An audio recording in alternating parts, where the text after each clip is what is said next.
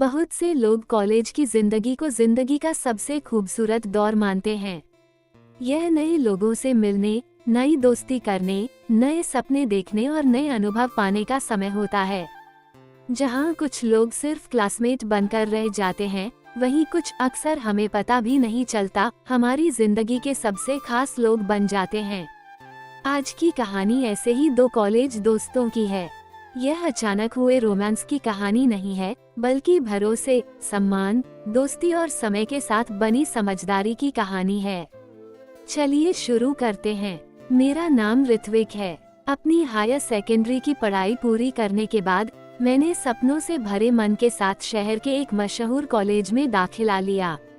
नया माहौल, नए टीचर और नए दोस्त, सब कुछ मेरे लिए बिल्कुल नया था। मुझे आज भी उस पहले दिन का उत्साह और थोड़ी घबराहट अच्छी तरह याद है। उसी दिन मैंने पहली बार मेघा को देखा था। वो खिड़की के पास एक बेंच पर बैठी थी। वो मध्यम कद काठी की थी, सलीके से तैयार थी, कंधे तक लंबे बाल, चेहरे पर आत्मविश्वास भरी मुस्कान और आंखों में एक अनोखा सा भोलापन था। पहली नजर में ही मुझे लगा कि उसकी पर्सनैलिटी कुछ अलग है। हालांकि उस दिन हमने बस एक दूसरे का परिचय दिया, इससे ज्यादा कुछ नहीं।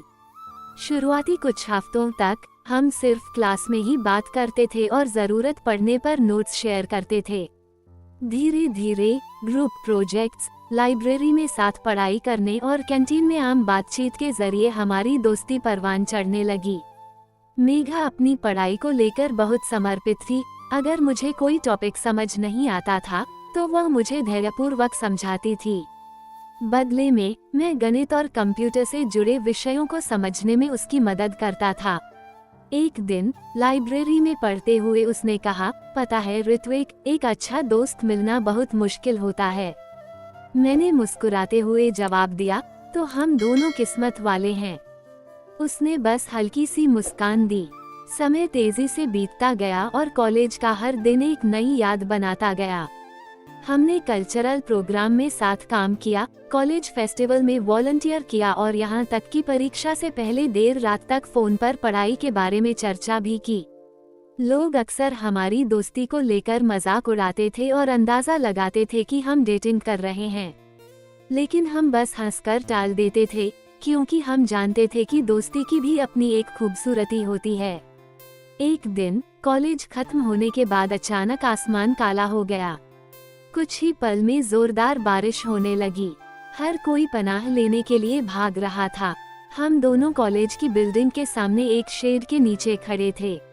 लगभग आधे घंटे तक इंतजार करने के बाद भी बारिश नहीं रुकी।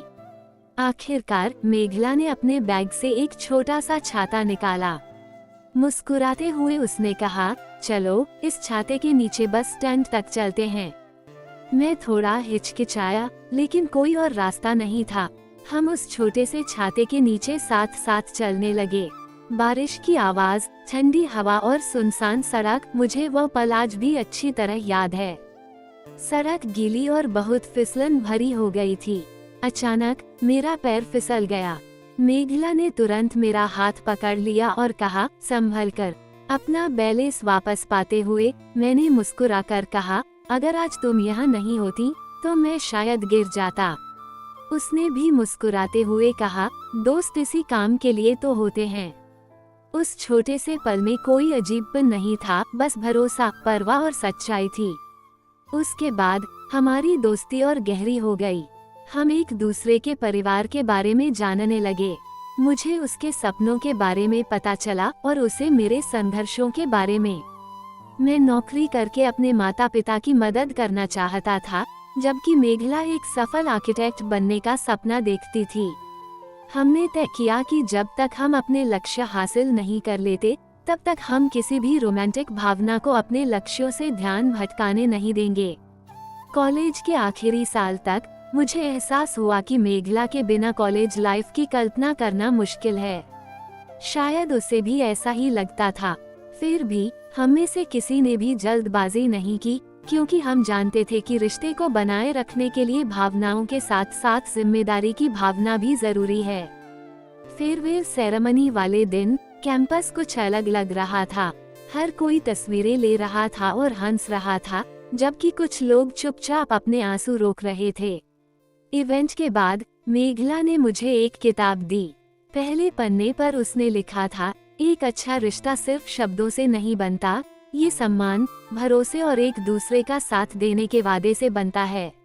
मैंने अपने बैग से एक सुंदर पेन निकाला और उसे दे दिया। मुस्कुराते हुए मैंने कहा, जिस दिन तुम्हारा सपना सच हो, उस दिन इस पेन से अपनी जिंदगी का एक नया अध्याय शुरू करना। मेघला कुछ पल के लिए चुप रही, फिर बोली, यह एक वादा है। कॉलेज खत्म होने के बाद हम एक दूसरे से कम ही मिल पाते थे। हम दोनों अपनी अपनी पढ़ाई और करियर में व्यस्त हो गए थे। फिर भी हमारा संपर्क बना रहा। कभी फोन पर बात होती तो कभी वीडियो कॉल पर, या बस एक छोटा सा मैसेज, आज आप कैसे हैं। इन छोटी छोटी बातों ने हमारे रिश्ते को जिंदा रखा।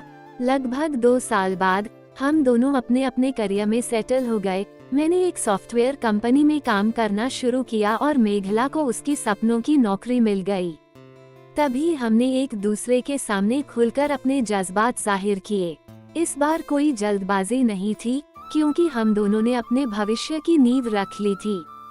दोनों परिवारों की सहमति से हमारे रिश्ते को एक नया मोड़ मिला। मेघला मुस्कुराई और बोली, देखा, अगर आप में सब्र हो तो वक्त खुद आपको खूबसूरत चीजें देता है। मैंने बस मुस्कुराते हुए जवाब दिया, हमारी कहानी का सबसे खूबसूरत अध्याय आज से शुरू हो रहा है।